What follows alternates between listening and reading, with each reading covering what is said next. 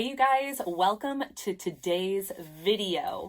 Sometimes you just have to make a change in your homeschool, and you know what? That is completely okay. Don't be afraid to make a change. And I definitely had to make a change with my oldest daughter, who is now 8.5, from using The Good and the Beautiful as her main language arts course that she's been using since preschool.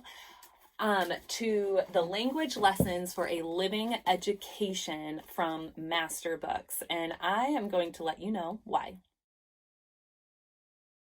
All right, first and foremost, this is not a bashing video on The Good and the Beautiful. The Good and the Beautiful has done an amazing job with teaching my daughter how to read. I used it also with my second daughter for preschool. We changed it up, but we're now using Gather Around for her. But I definitely want to go back to The Good and the Beautiful after we are done using the Gather Around Ready to Read program. Just because I really do like The Good and the Beautiful. I think it's very thorough. It's definitely a completely different approach to reading and language arts than Masterbooks, but there's nothing wrong with that. I just really needed to make a change for Eden to just keep the joy of learning going. A little bit about my oldest daughter. She is super duper bright. And I say not but she is a reluctant reader. The girl can read. She just does not take joy in reading. And I think it's just because I personally pushed her too early to learn how to read. And you know what, you always mess up on your first one, right? Like, I'm so much more relaxed with my other two. And I'm just kind of letting it happen organically. Of course, I'm using a program, but I'm not as serious or stringent like I was with Eden. So, and I think that really was a detriment to her. So we needed to make a change, and we have done it, and so far so good. So first of all, with Eden, I want to kind of explain how we started. We started with the Good and the Beautiful's preschool program. Loved it. She loved it. Everything was great about that. We did the kindergarten, the level K, which was great. And then we did level 1, and once we got into level 1, she was not really liking it. She just felt it was monotonous and kind of like, it wasn't life-giving for her. And I'm just the kind of person that we finish the program when we finish the program. We're really relaxed homeschoolers. So, you know, we just set a timer for 15 minutes, and I just be like, all right, we're just gonna go through. We didn't do the spelling. We didn't do any of the memory work. We literally just did the parts that taught her how to read and a little bit of writing that it asked her to do. And it definitely taught her how to read. And, you know, she loved the picture studies and things in there, but it just got really, really boring. And, you know, some kids don't think it's boring, but my oldest just, when I brought out the level 2, I bought the level 2 right after she finished level 1, and she practically cried when I brought this book out. I mean, I felt so bad. She's like, no, don't make me do this program anymore. She's like, I don't like it. And we were just dragging through level 1 towards the end. And I mean, we weren't even doing it every single day, and we were only doing it for 10 to 15 minutes. I was just like, why is this like sucking the life out of you? So a change had to happen. So after doing a little bit of research, we already used Masterbooks for math, which we love. Their math lessons for a living education. And I have a video on that.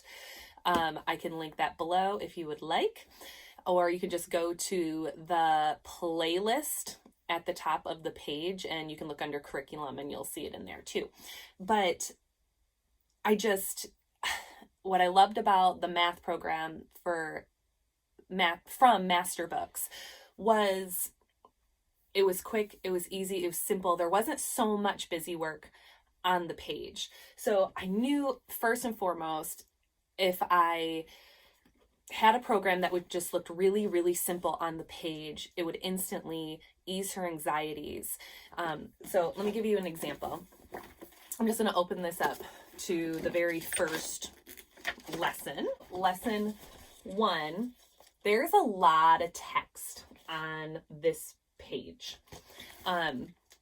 And then we have, you got to read some words here, and then they tell you to do a little bit more over here, and then there's more to do here, and obviously down there. So she would look at this spread and just be like, oh, Mom, there's so much. And when you have a child that doesn't enjoy reading, she loves audiobooks, she loves to be read to, but if she's like, oh, I have to read all of this, like, she just shuts down. So I just felt so bad. And then she hated the charts in the back. They have like examination charts that I never timed her, never ever, like, for example, like, this would be a chart, she would have to read like all the words, and I never timed her. I just wanted to make sure she knew how to read it. She would just loathe the days they asked her to read the assessment charts. So I was like, all right, we got to find something that's simpler. So got this, the Math Lessons for Living Education. I'm just going to open up to the next section she has to do here, because we already started this a few weeks ago. And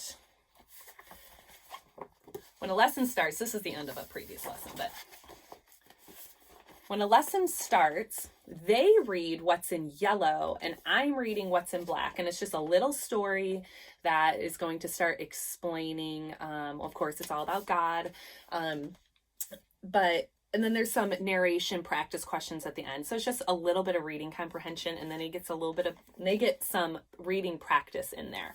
So that was great. And then after you start it with that, just like the math book, there's literally one page that she has to do that day. So she reads the directions and she answers the questions, and that is all she's doing for the day. It takes her 10 minutes to get it done. And then, let's say you start that on a Monday, and then on Tuesday, she's literally only doing this. And the big difference that I've noticed between the Good and the Beautiful and the Language Lessons for Living Education is the lower levels of the Good and the Beautiful are definitely teaching your child how to read. Now, I am not doing the Masterbooks, like the younger levels that would teach your child to read, like the foundation phonics or whatever. So this isn't teaching Eden how to read anymore. She got that from the Good and the Beautiful. This is very heavy grammar and writing, where the Good and the Beautiful lower lessons, there's hardly any writing in this language arts program. It's more about reading and more of a Charlotte Mason approach, picture, study, and little things like that. So I wanted Eden to write a little bit more. And so this is a super gentle approach to getting her to write more and then learn a little bit more grammar. So we just had to make a change, and so far, so good. I know that was a really fast explanation of us switching, but if you want a more thorough, in-depth look of the Good and the Beautiful level 2, and then I have the Language Lessons level 3, because the Good and the Beautiful is a very thorough program. I will say, if you're going to do it all exactly the way they suggest to do it, it is extremely thorough. And I think that's why my daughter was struggling so much. She's like, now I have to do this, now I have to do this. There was 8-10 boxes you had to check off just to finish a lesson. So she just wants quick and easy, give me the meat, spit out the bones kind of thing. So even though I bought her level 2, the level 3 was the perfect place to start for Masterbooks. So if you're looking to change from the Good and the Beautiful to something more simplified and streamlined, you could definitely, I would say, go up one level, but always take the placement exams online for your child so you can put them in the best spot. But if you're going from the good and the beautiful, I would definitely bump up one level of Masterbooks if you're going to make that change. So if you want a more thorough flip through of these books, or I have my camera down and you're looking at these pages, I am happy to do that. Just comment below and give this video a thumbs up, and I would be more than happy to make that video for you. And if you need to make a change, don't be afraid to make that change for your child. It's going to help you as the parent. It's going to help them. And we all just want peace in our home. And we want our children to thrive at home. So make the change. You have my permission. I hope you guys have a wonderful day. See you later. Bye-bye.